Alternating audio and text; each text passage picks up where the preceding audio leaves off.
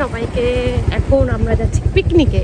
পিকনিকটা হচ্ছে আমার বিয়ের ঘর ধরা যে টাকা পেয়েছিল সেই টাকা দিয়ে পিকনিক, আরও কিছু জুড়ে আমরা এখন পিকনিক করতে যাচ্ছি বে লাইন।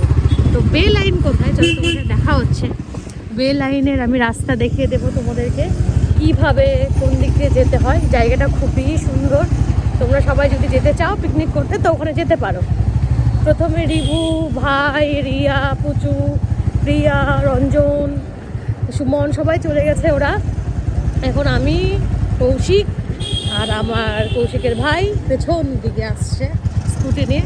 আমরা তিনজন এখন যাচ্ছি ছাত্রপল্লী থেকে। তো চলো দেখা হচ্ছে তোমাদের সাথে রাস্তায়। এটা হচ্ছে থানা মোড়। থানা মোড় থেকে তোমরা সবাই চলে যাবে স্টেশনের রাস্তায়। এটা হচ্ছে স্টেশনের রাস্তা। স্টেশনের রাস্তা দিয়ে গিয়ে থানা মোড় থেকে স্টেশনের দিকে যাওয়ার সময় যে চকভিকু ব্রিজটা পড়বে, সেই চকভিকু ব্রিজটা পার করেই যেখানে চকভিকু ব্রিজটা শেষ হচ্ছে ঠিক সেখান থেকে হাতের ডান দিকে আমরা টার্নিং নিয়ে নিব। তোমরা দেখতেই পাবে সেখান দিয়ে তপনের যে বাসগুলো যায় সেখান থেকে বেরোয়। ডান দিকে ঘোরার পর দেখতেই পাবে সোজা সামনে চকভিকু বাস স্ট্যান্ড। আর চকভিকু বাস স্ট্যান্ডের এটা প্রথম গেট। আর তারপর যে সেকেন্ড গেটটা আছে, সেকেন্ড গেটের ঠিক অপোজিটেই হাতের বাঁ দিক দিয়ে যে রাস্তাটা চলে গেছে সেটাই বে লাইন যাওয়ার রাস্তা। এবার সেই রাস্তা ধরে চলে যাবে, সোজা চলে যাবে। এইদিকে ওদিকে কোনো গলি নেই, একটাই রাস্তা। যাওয়ার সময় আশেপাশে তোমরা নদী দেখতে পাবে, এই যে নদী আছে আত্রেই নদী। তারপরেও সোজা একদম চলে যাবে। তারপরে গিয়ে একটা মিট আপ হবে এমন একটা জায়গায় যেখান থেকে একটা বাঁদিকে একটা ডান দিকের রাস্তা চলে যায়। তো আমরা ডান দিকের রাস্তাটাতে চলে যাব। ডান দিকের রাস্তাটা গিয়ে ওঠে ডাকরাতে। ডাকরা ব্রিজে আমরা যখন ডাকরা ব্রিজে উঠব, ডাকরা ব্রিজটা তোমরা দেখতেই পাচ্ছ। ডাকরা ব্রিজে ওঠার সময় আবার ডান দিক দিয়ে আর বাঁ দিক দিয়ে একটা রাস্তা চলে গেছে। আমরা চলে যাব ঠিক বাঁ দিক দিয়ে রাস্তায়। বাঁ দিকের রাস্তাটা দেখতেই পাচ্ছ, ফাঁকা মাঠ। প্রথমে একটু বাজার, তারপরে গিয়ে ফাঁকা মাঠ। ডাকরা বাজার থেকে বেশিটা দূর না, কিছুটা গিয়েই একটা ছোট্ট ইটের রাস্তা, মানে ঢালাই করা রাস্তা, এরকম পাকা রাস্তা না। হাতের বাঁ দিক দিয়ে দেখতেই পাচ্ছ যেখানে টোটোটা দাঁড়িয়েছিল, এই যে ইটের রাস্তাটা সিমেন্টের, এই সিমেন্টের রাস্তা দিয়ে একটু এগিয়ে গিয়েই হাতের বাঁ দিকে সামনে বড় করে এরকম একটু সামনে বাগান আছে। তারপরে কিছুটা এগিয়ে গিয়ে দেখতে পাবে ওখানে লেখা আছে প্রকৃতির মাঝে। তো লেখাটা দেখে বুঝতে পারছো। আর এখানে আরও কেউ আছে, ওরা স্পট ভিজিট করতে এসছে। এখানে সবাই পার্কিং করতে পারবে, খুব সুন্দর পার্কিংয়ের জায়গা আছে। আর এখানে সব থেকে প্লাস পয়েন্ট যে একজন একবারই করবে, মানে একটা টিম একদিনই করবে, 2-3টা টিম একসাথে না, একদিনে একজনই। আর এরা হচ্ছে সব কিছু প্রোভাইড করে দিবে। তোমাদের আগে থেকে বুকিং করতে হবে পিকনিক স্পটটা 3000 টাকা দিয়ে দিনের বেলা, আর রাত্রিবেলা হচ্ছে 4000 টাকা। তো আমরা সব কিছু ডিটেলসে শুনে নিব ওদের কাছে। এটা হচ্ছে আমাদের পিকনিক স্পট সাইডে। আমরা চারিদিকে সুন্দর পিকনিকে পিকনিকে ভাব। ওই যে সবাই ভাবছে হিমস। আমাকে ঢুকতে দেখি তো হিমস হচ্ছে আমাকে ওয়েলকাম করতে আসলো। আর ওয়েলকাম করতে আসার সময় ওর সুন্দর শক্ত শু দিয়ে আমার পায়ে সুন্দর করে একটা বাড়ি মারলো।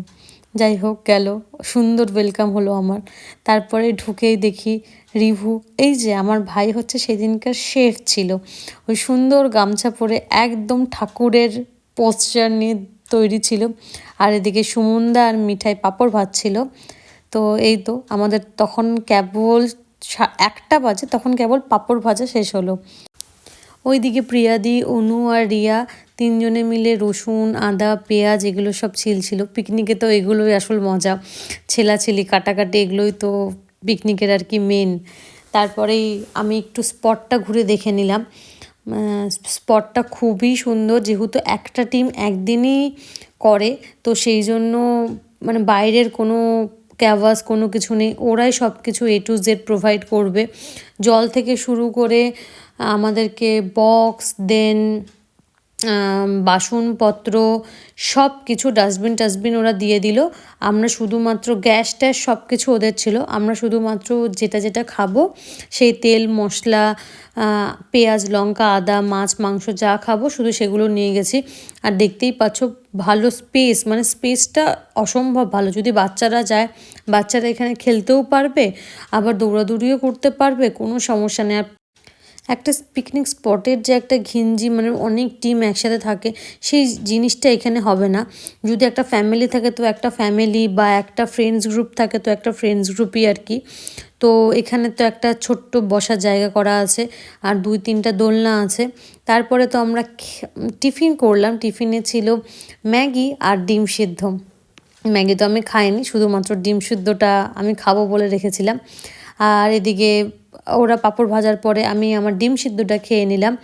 আর কৌশিকের জন্য আবার একটু ম্যাগিটা গরম করে ওরা আবার ওকে দিল। আর এই যে আমি কয়েকটা ভাইয়ের ক্লিপ নিয়েছিলাম, যে আমার রাঁধুনি ভাই। তারপরেই তো ওরা এখানে উনো খেলতে বসেছে।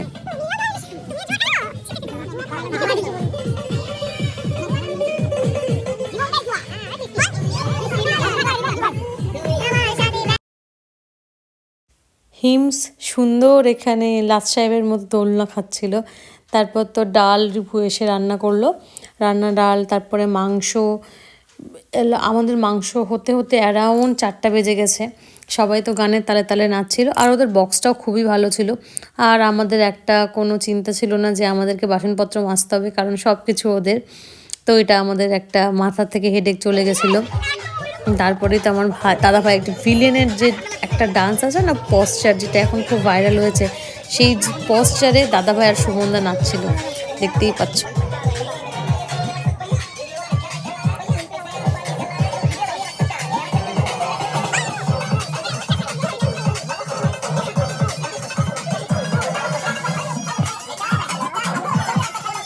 খেতে বসতেই আমাদের 6টা বেজে গেছিলো। খাওয়ার মেনুতে ছিল আমাদের স্যালাড, দেন পাঁপড় ভাজা বাদাম দিয়ে, তারপরেই ছিল পাবদা মাছের ঝাল। পাবদা মাছের ঝালের পরেই সুন্দর লাউয়ের ঘাটি মাছের মাথা দিয়ে, এটা ছিল রিভুর জন্য, যেহেতু রিভু মাংস খাবে না। আর আমার ভাই পাতাগুলো সব গোছাচ্ছে। আমার ভাই হচ্ছে সেদিনকার রাঁধুনি প্লাস ক্যাটারার। ওদিকে মাংস, দেন গরম গরম ডাল, মাংসটা একটু গরম করতে বসিয়েছিল। আর তারপর আমরা সবাই খেতে বসে গেলাম। খাওয়া দাওয়া কমপ্লিট করে একটু সবাই ছবি তুলে নিলাম। তারপরেই সবাই একটু নাচার হুজুগ উঠলো, তারপর সবাই একটু নাচ করছে।